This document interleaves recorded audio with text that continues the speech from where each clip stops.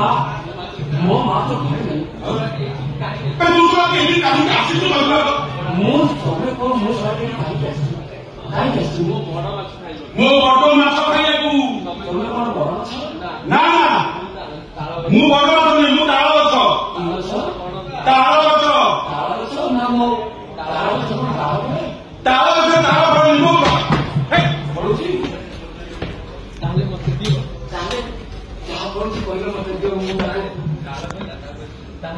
ତାହେଲେ ମତେ ଦିଅ। ତମେ ଯୋଉଟା କହିଲ ଦିଅ, ମୁଁ ତାକୁ ସୁନ୍ଦର ଖାଇବି। ରାଣ୍ଡି ଛୁଆ କାହା କୁହନ୍ତି?